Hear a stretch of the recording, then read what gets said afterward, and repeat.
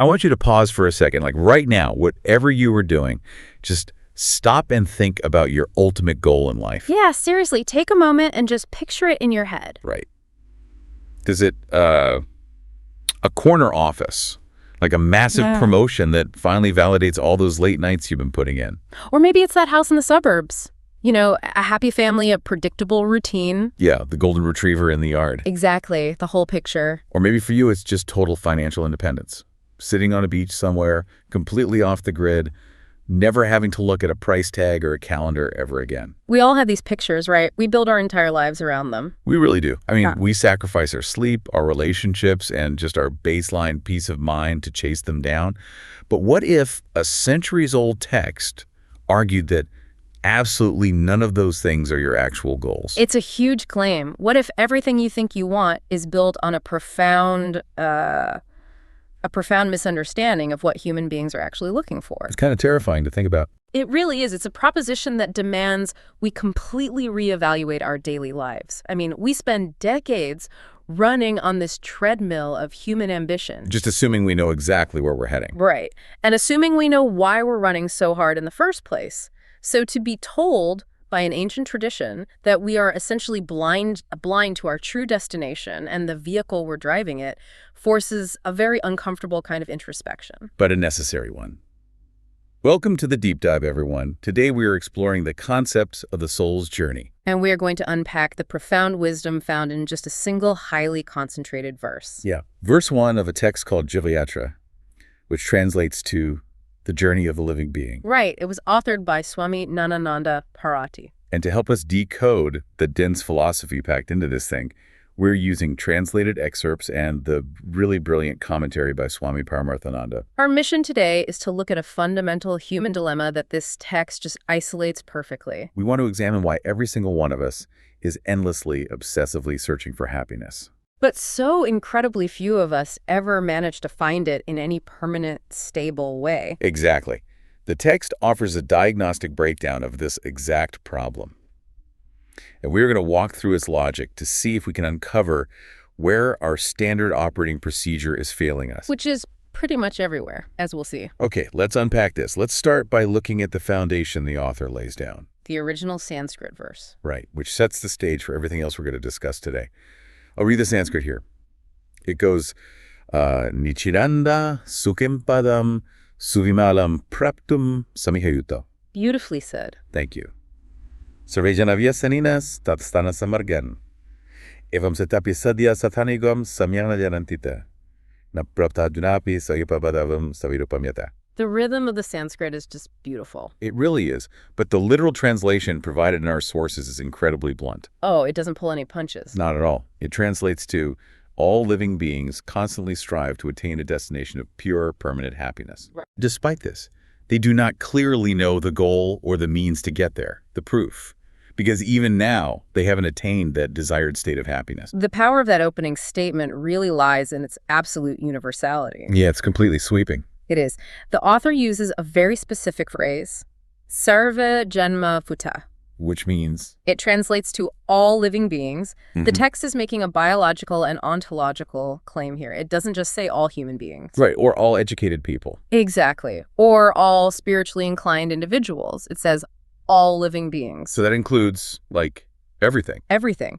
The mosquito buzzing around your ear looking for a meal, the ant marching across the hot pavement to find shade, The CEO aggressively negotiating in the boardroom.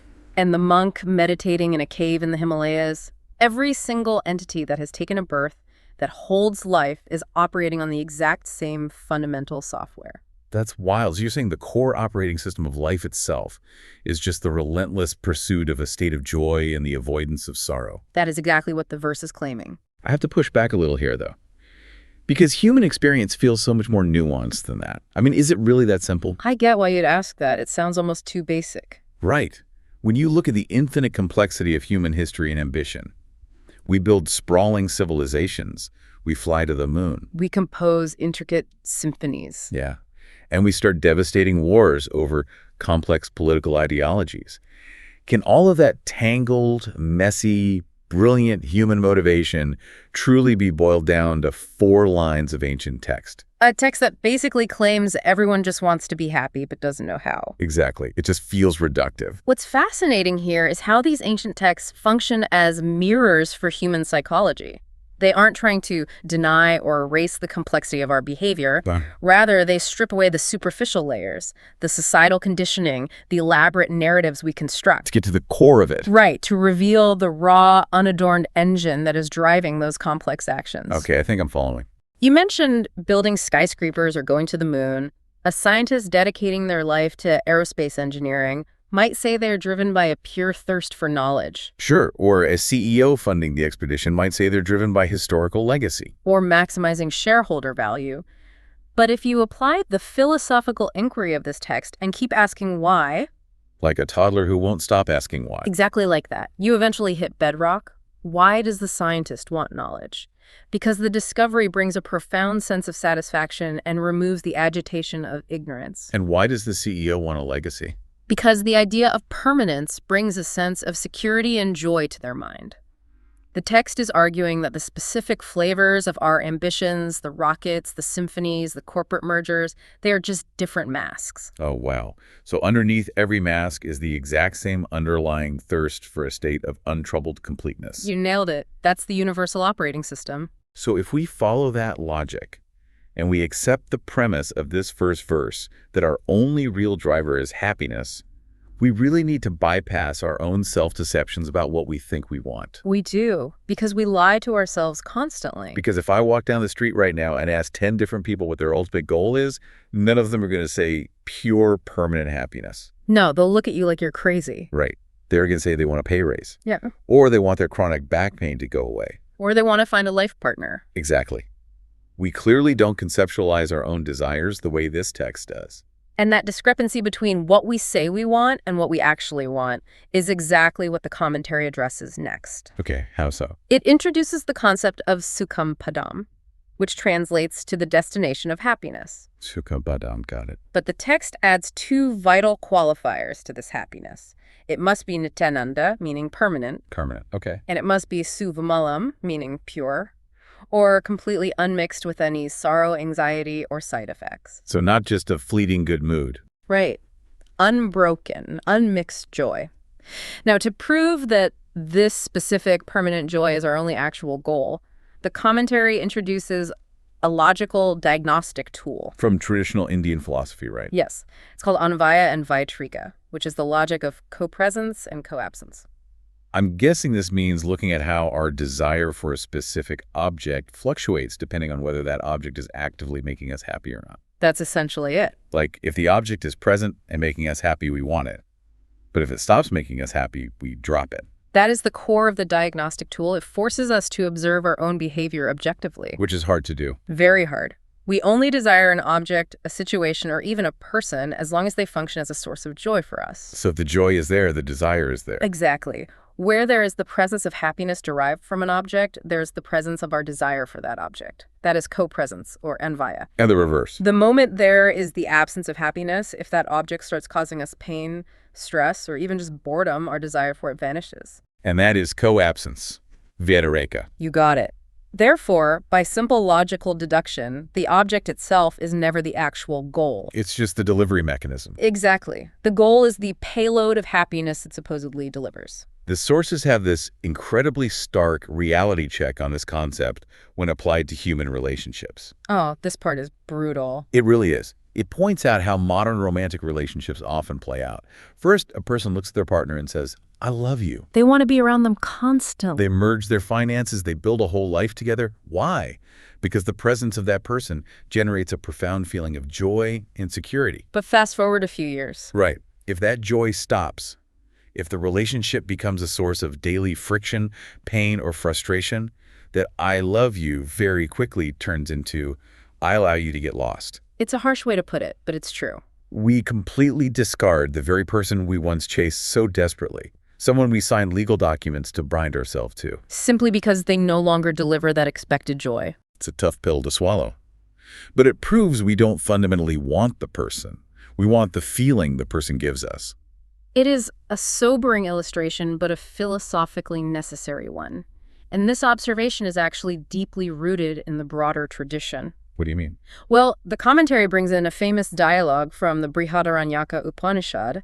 It features the sage Yajnavalkya speaking to his wife, Maitreyi. Okay, I don't think I know this story. So he is preparing to leave for the forest to pursue monastic life, and she asks him for the knowledge of immortality. A pretty casual request for a Tuesday. Right, but in his instruction, he tells her a bitter but liberating truth about human nature. He says, nobody loves a husband for the husband's sake. Oh, wow.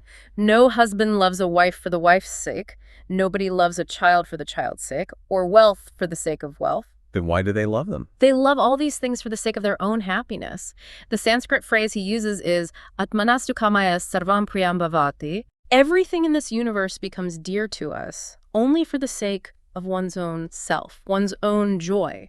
That sounds incredibly cynical at first. It does. It rubs a lot of people the wrong way. I mean, if you tell a parent you don't actually love your child, you just love the joy your child gives you, they're going to be deeply offended. Of course they are. But when you really sit with it and look at the underlying mechanics of human attachment, it's just raw, unfiltered honesty. It really is. It forces you to look inward. It makes you reevaluate everything on your vision board. If I look at a typical 5-year plan, paying off a mortgage, reaching a director-level position at work, saving up for a luxury vacation. For a standard checklist. Right. I have to ask myself, are those milestones actually my ultimate goals? Or are they just the specific vehicles I have assigned to deliver my ultimate goal? Exactly. I'm not actually chasing the director title. I'm chasing the relief from financial anxiety, the social validation, and the sense of security I have been conditioned to believe that title will bring. The title is just a proxy. Exactly. And arriving at that realization is the crucial pivot of this entire philosophy. It is, because if we can admit, using this logic of co-presence and co-absence, that every single one of us is on the exact same quest for this permanent, pure bliss. This Nityananda. Yes. Then we are forced to confront a massive, glaring contradiction. Which is? If 8 billion human beings, armed with advanced intellects, immense resources, and thousands of years of recorded history, are all looking for the exact same thing. Why is it so universally difficult to achieve? Exactly. Why are genuine, permanently happy people so incredibly rare? So if everyone on Earth is operating on this exact same software, but almost nobody is getting the desired output, there has to be a catastrophic glitch in how we are pursuing it. And according to the Jivayatra, that glitch is a fundamental confusion about 2 critical components of the journey. The sadhyam and the sadhanam. Right. The satyam, which is the destination or the goal, and the sadhanam, which is the means or the vehicle we use to get there. We are confused because we have culturally adopted the idea that there are multiple distinct goals in life. We have. The traditional framework often talks about the 4 purothas, or human pursuits. Right. Dharma, which involves ethics, duty, and contributing to society. Artha, which is the pursuit of wealth, security, and material resources. Kama, which encompasses pleasure, emotional fulfillment, and the enjoyment of life. And finally, moksha, which is spiritual liberation. We treat our lives like a buffet line, thinking we need to load our plates with a little bit of all 4 to be a complete, happy person. But this text is arguing that the buffet is an illusion. There's really only one item on the menu. We confuse the proxies for the destination, like we were saying earlier. And the commentary provides a brilliant, highly relatable anecdote to illustrate the sheer absurdity of this confusion. Oh, I love this one. The bus analogy. Yes. Imagine a traveler standing in the sweltering heat at a busy main bus stand in a city like Coimbatore. Just totally chaotic. Exactly. He looks completely lost looking at all the different buses coming and going. So a local goes up to him to offer some help. Nice guy. Right. The traveler asks, "Excuse me, which bus should I take?" Naturally, the local asks the most basic, logical, prerequisite question. Where do you want to go? And the traveler just looks blankly at the local and replies, "I don't know." So what does this all mean?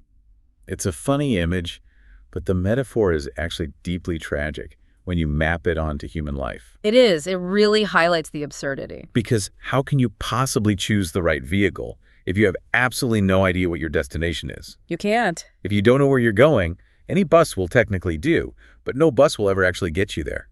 You'll just ride around until you run out of money or the bus breaks down. That is the state of human existence, according to this verse. We are all frantically boarding different buses at the terminal of life. We jump on the career bus, work 80-hour weeks, and ride it for a decade. Then we realize we aren't fulfilled. So we jump off and get on the relationship bus, or the travel bus, or the philanthropic bus. Hoping each new vehicle will finally drop us off at the terminal of permanent happiness.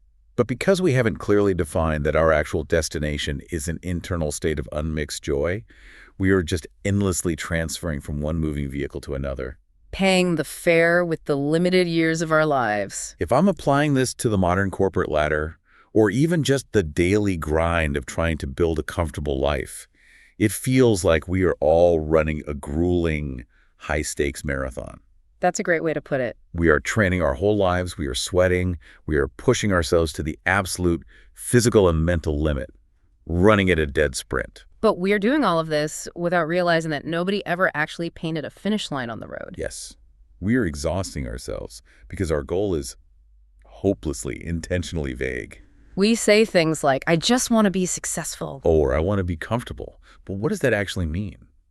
When do you stop? When is the bank account big enough? Because the goal is undefined, the running never ends. We just keep moving the goalpost further down the road.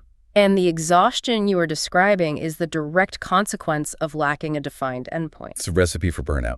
Absolutely. And because we don't know what our destination actually is, because we haven't recognized it as an internal state of being, we naturally default to looking for it in the physical, external world around us. We try to locate it in space and time. Which brings us to the next major philosophical argument the text makes.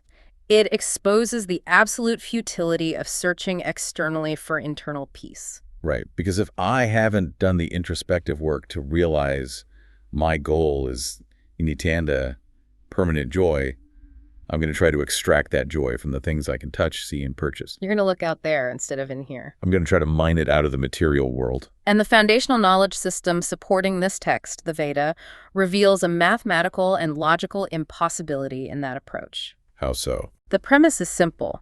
Any experience or object derived from the external material world is inherently subject to time. Okay, that makes sense. It has a beginning, a point of creation or acquisition, and therefore, by the laws of physics and nature, it must have an end. Nothing lasts forever. Exactly. The objects of the world are categorized as anitya, impermanent. Anitya. Seeking nitya joy, permanent, unbroken joy in anitya objects, is a structural impossibility. It's like a math equation that just doesn't balance. Right. It is like trying to squeeze oil out of sand or drawing water from a mirage. It is a logical contradiction to believe you can extract permanence from something fundamentally impermanent. The sources use two vivid, almost visceral analogies to explain how we fall for this illusion anyway. And I think they are crucial for understanding the psychology here. They are very powerful images. The first is the analogy of the baby's thumb. Yeah. Imagine a baby that has just recently been weaned off its mother's milk.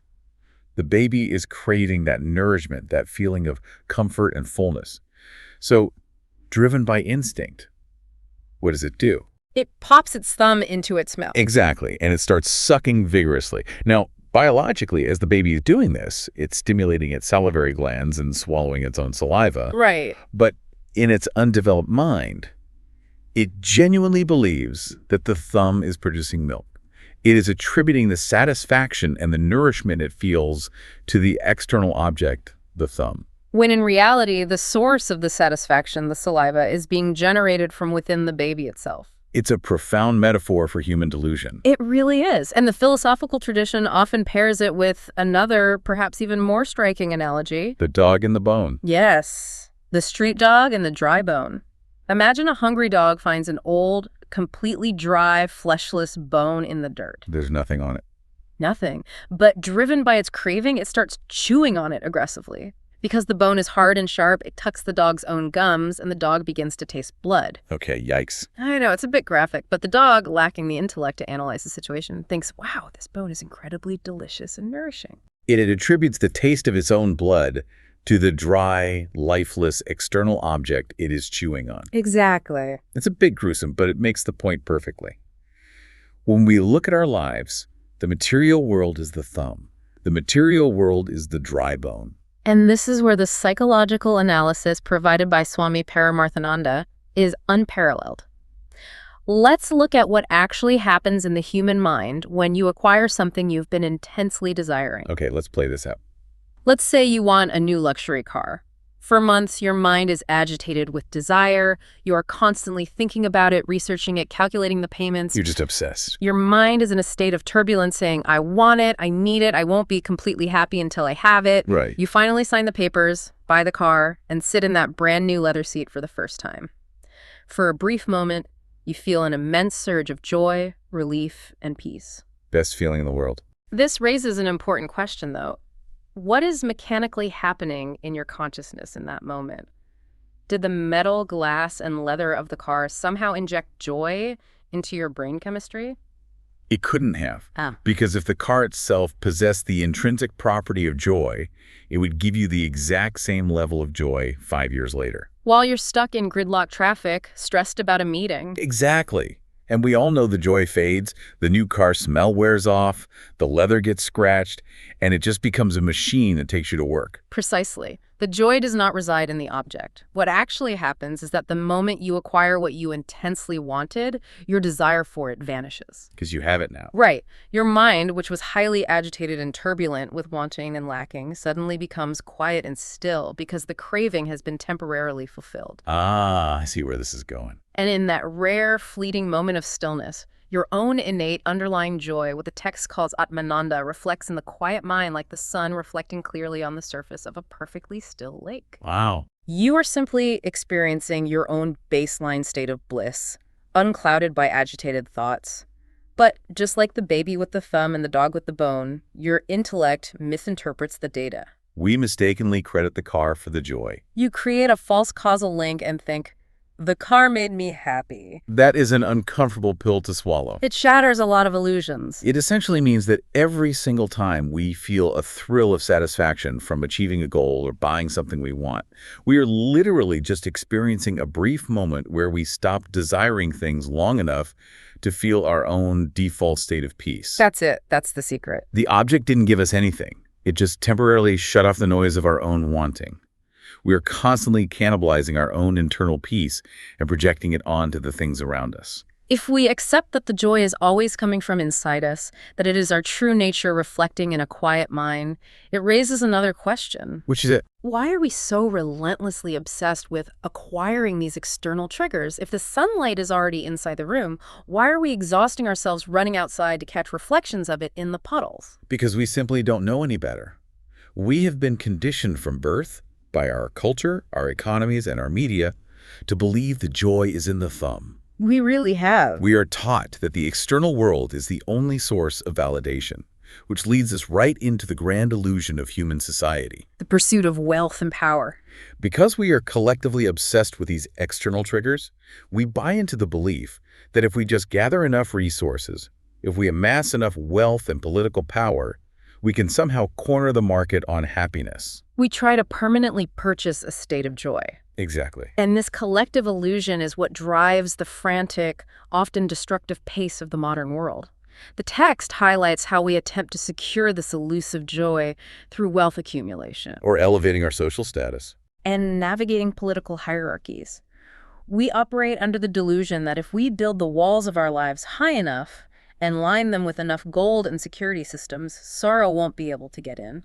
The sources quote a verse from Bhartrhari's Vairagya Satakam, which is a text on dispassion that perfectly captures this desperation. It's a great quote. It outlines the extremes a person will go to. It talks about a person saying, I dug the earth all over hoping to get some hidden treasure.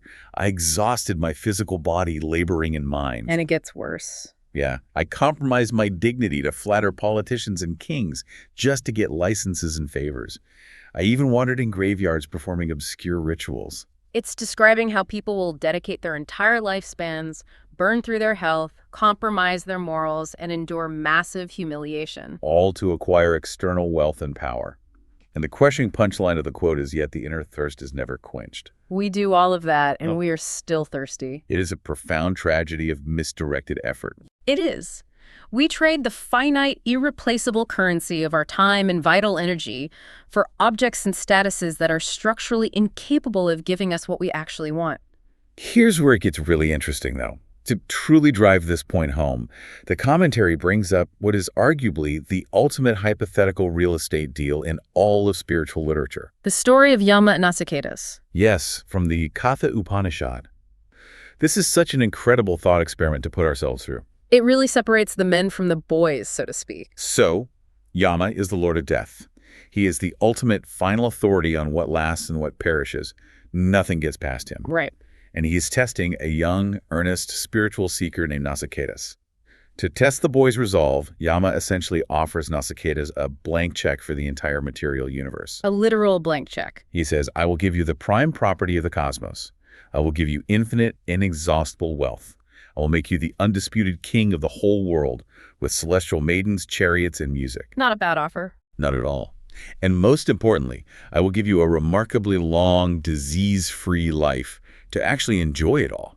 It is yours, free of charge. It represents the absolute pinnacle of the artha, and Kama pursues wealth and pleasure maximized to an infinite degree, far beyond what any human could ever achieve through their own effort. But Yama attaches one single, very specific condition to this unimaginable offer. There's always a catch. He tells Nasicatus, you can have all of this material and sensual perfection, but you must drop your spiritual inquiry. You must not ask me for moksha. No liberation for you. Right. You must not ask for liberation or for the ultimate truth about what happens after death.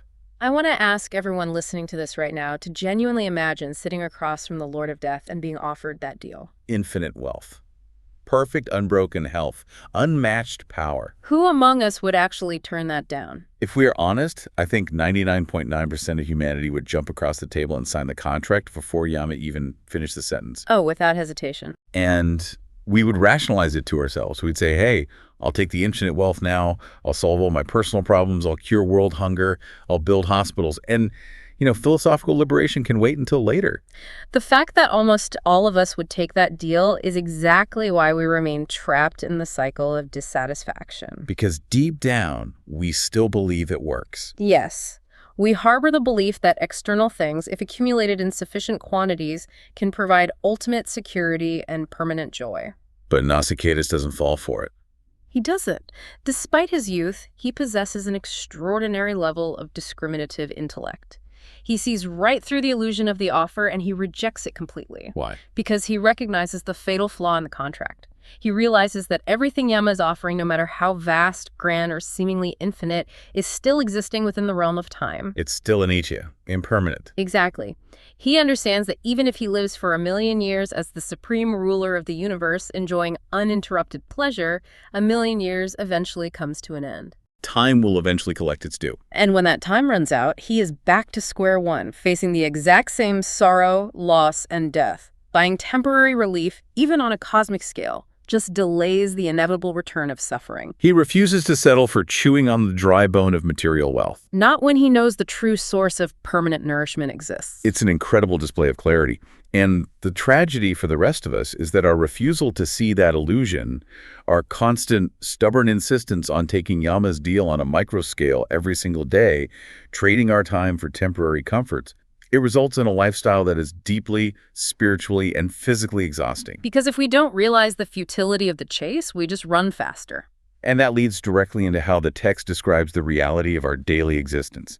Because we are seeking the permanent in the impermanent, our lives become a relentless, unending cycle of two opposing forces. Pravrti and nivrti. Right. Pravrti is the active struggle to acquire what we consider to be a source of happiness. It is the forward momentum of chasing the promotion, saving for the bigger house. Aggressively seeking the perfect partner. Nivriti, on the other hand, is the equally exhausting defensive struggle to get rid of or avoid what we consider to be a source of sorrow. It is the energy spent avoiding illness, fighting off business competitors, paying insurance premiums, or fixing the leaky roof. Our entire lives, from birth to death, become a pendulum swinging frantically between trying to pull things toward us and trying to push things away. It's exhausting just talking about it. It never stops. We tell ourselves that we are building a comfortable life, a secure nest, but really we are just managing a constant state of low-grade emergency. The commentary contrasts two views of this worldly life, what the tradition calls samsara, that I found incredibly illuminating. Okay, let's hear it. We all naturally like to think of our lives as a holiday tour.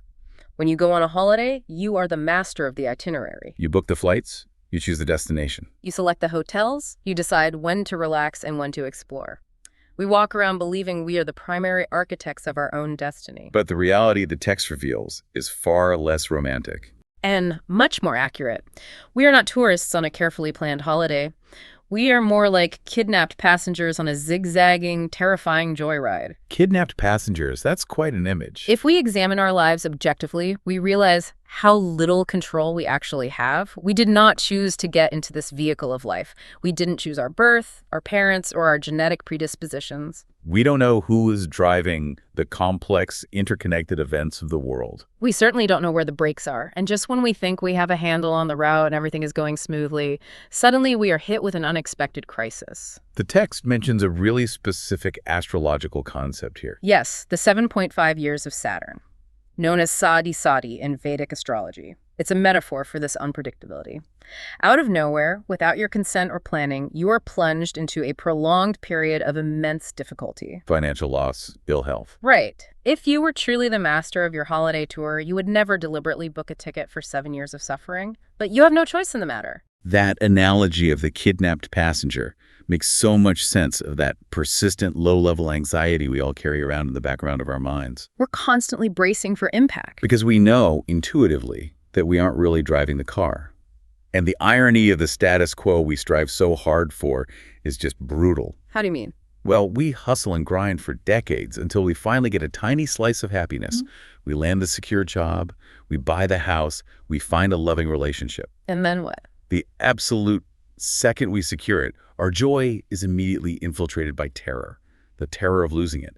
The fear that the market will crash, or our health will fail, or our partner will leave. Because the joy derived from external things is inherently fragile.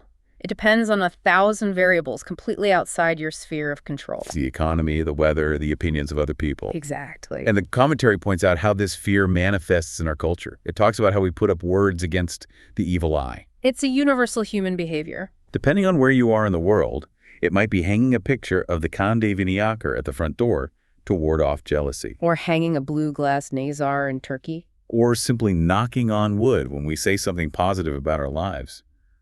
Why do we instinctively do these things? Because we are terrified. We finally carve out a fragile moment of peace, and our immediate reaction is to build a superstitious fortress around it to try and stop the universe from snatching it back. That is not the behavior of someone who has found secure, permanent peace. That is the behavior of someone living in constant defensive anxiety. And this brings us to a fundamental psychological equation provided by the expert commentary. It summarizes the entire human predicament. I remember this. It's devastating. The formula is simple: dependence on external things. The Sanskrit term is paravasham equals sorrow, which is dukkam. Dependence equals sorrow. Let's trace the psychological logic of that. Okay.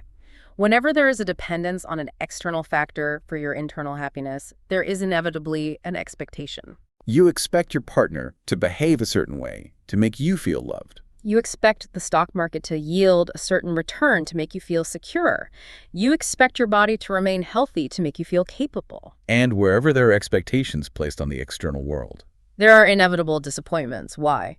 Because the external world is fundamentally unpredictable, constantly fluctuating, and impermanent. And disappointment, when experienced repeatedly, breeds deep frustration. And chronic frustration, accumulated over years of trying to control the uncontrollable, eventually breeds depression and a sense of hopelessness. So the root cause of the sorrow is not that the world is misbehaving. No, it is doing exactly what the world does, changing. The root cause is your dependence on that changing world to provide your internal stability. That traces a direct, undeniable line from the thought, I need this external thing to be happy, to the reality of, I am depressed. It's an unbroken chain of cause and effect. So if someone is listening to this massive breakdown of human psychology and still thinking, okay, that's all very interesting philosophy, but honestly, my way is working just fine. People will definitely think that. Right. They might say, I am building my wealth, I have a great family, I take good vacations, and I am genuinely a happy person. Verse 1 of the Jivayatra has a response for them. It does, and it serves as the ultimate diagnostic test of our self-awareness. We revisit the final line of the opening verse, which goes, Naprapta adhunapi sahyapadavim svavipompiata, which translates to, because even now they haven't attained that desired state of happiness. This is the ultimate proof of our ignorance, offered as an unarguable fact. The text points out a blunt truth. If our worldly methods of finding permanent happiness actually worked, if the accumulation of wealth, The attainment of status or the perfection of our relationships could truly deliver Nityananda, that permanent, unmixed joy. Then we would be perfectly, permanently happy right now. Because humanity as a species has been trying those exact methods for thousands of years, we have run the experiment. We have acquired more wealth, more physical comfort, and more medical and technological advancements than any generation in the history of the planet. We have temperature-controlled homes, smartphones that connect us to all human knowledge instantly, and global travel. If external things produced permanent joy, modern society should be the most blissfully ecstatic, completely fulfilled group of beings to ever exist in the universe. But observation shows we clearly aren't. In many ways, we are more anxious, more medicated, and more restless than ever before. The commentary uses a very relatable, everyday example to prove that we haven't actually reached the goal, despite our comforts. What's the example? It says, look at what still manages to disturb us. We still complain bitterly and lose our peace of mind over mosquito bites. Mosquito bites. Yes, the minor daily irritations of life. A delayed flight, a slow internet connection. A rude comment from a coworker, or a bad cup of coffee. These tiny, inconsequential things have the power to completely ruin our day, elevate our blood pressure, and shatter our peace. So true. If we had truly attained the goal of permanent, unshakable joy, a mosquito bite, literal or metaphorical, wouldn't even register on our radar. But because our peace is so incredibly fragile, so utterly dependent on external perfection, the slightest breeze knocks it over. We take our tiny, pixel-sized problems and we blow them up into monumental, life-ruining crises. And the great tragedy of this, as the commentary beautifully points out, is that while we are obsessing over the mosquito bite, we completely miss the Vijavupa. The universal, infinite glory of the cosmos. Right. That is sitting right in front of us at all times. Right. We are so zoomed in on the hyper-specific petty grievances of our own individual lives that we are entirely blind to the masterpiece of existence happening all around us. We miss the miracle of life because we are mad about traffic. Therefore, the verse stands as an irrefutable diagnosis of the human condition. The simple fact that you still possess the capacity to be disturbed. The fact that you still experience wanting and lacking. That is the empirical proof that your current method of seeking happiness is fundamentally flawed. The vehicle you are driving cannot reach the destination you desire. I want to speak directly to you, the listener, right now. Look at your own life today, in this exact moment as you are listening to this. Are you entirely, unbrokenly, unshakably at peace? Does absolutely nothing disturb your internal quiet? If the answer is no, and let's be totally honest with ourselves, it's no for almost all of us. This ancient verse is telling you that it's because you are still playing by the wrong rules. You are still looking for a finish line in a race that doesn't have one. You are still trying to buy eternity with the currency of time. Which brings us back to the overarching title of the text itself, Jivayatra, the journey of living being. Right. After deconstructing all our false journeys, the commentary makes a crucial clarification about what the real journey actually is. When we hear the word journey, our minds instinctively default to thinking of a physical movement through space and time. Going from point A to point B, going from earth to heaven, going from a state of poverty to a state of wealth, or from sickness to health. We think we need to go somewhere to find peace. We think we need to book a flight to an ashram in India, or hike a remote mountain, or move to a different city to finally find ourselves. We spatialize the problem. We do. But the jivayatra is not a physical travel through physical space. Because the destination we are looking for, the pure, permanent, unmixed joy, is not geographically located in a different zip code or a different dimension. As we established, it is your own true nature reflecting in a quiet mind. The distance between you and your ultimate goal is not measured in miles, and it is not measured in years. The distance is measured entirely in ignorance. Therefore, the journey of the living being is a cognitive one. It is an internal journey from ignorance to knowledge, from misunderstanding to clarity. You don't have to travel anywhere to find the joy. You just have to remove the misunderstanding that is obscuring the joy that is already present. That is a staggering place to land. It shifts the burden entirely from acquiring things to understanding things. Let's recap this incredible philosophical exploration we've taken through just this single opening verse. Sounds good. We started with the realization that every single living being, without exception, wants the exact same thing. Permanent, pure joy, unmixed with any sorrow or anxiety. But we suffer from a tragic case of mistaken identity regarding where that joy lives. We naturally look for this permanent joy in the physical, external world. which is mathematically and logically incapable of providing it because everything in the material world is subject to time and decay. We mistake the temporary quieting of our own agitated desires for joy provided by the objects we acquire. We are swallowing our own saliva and praising the thumb, tasting our own blood and praising the dry bone. This fundamental misunderstanding leads to the collective societal illusion that we can purchase, hoard, or secure joy through worldly achievements. Which traps us in an exhausting, anxiety-ridden cycle of trying to control an uncontrollable world, swinging frantically between desire and aversion. We live our lives like kidnapped passengers, pretending we are the masters of a holiday tour, terrified of the next inevitable bump in the road. Building superstitious wards to protect our fragile gains. And the ultimate, undeniable proof that our current strategy is failing us is the simple fact that we are still capable of being disturbed by the minor irritations of life. We are still searching, which means we haven't found it. If the joy you experience from your greatest achievements, your deepest loves, and your most thrilling successes is actually just your own mind quieting down enough to reflect your own innate eternal bliss. What would happen if you stopped trying to polish the mirror of the outside world and instead just turned around to face the source of the light? What an incredible question to leave on. It makes you want to rethink everything you've put on your to-do list for tomorrow. Thank you so much for joining us on this deep dive. It's been an absolute privilege to unpack this dense, life-altering philosophy with you. The next time you find yourself desperately chasing an external goal, or stressing over the milestones of a 5-year plan, or feeling that low-level anxiety about losing what you have, remember the baby and the thumb. Remember that the joy you are exhausted from looking for is already the one doing the looking. Take care of yourselves, and we'll see you in the next deep dive.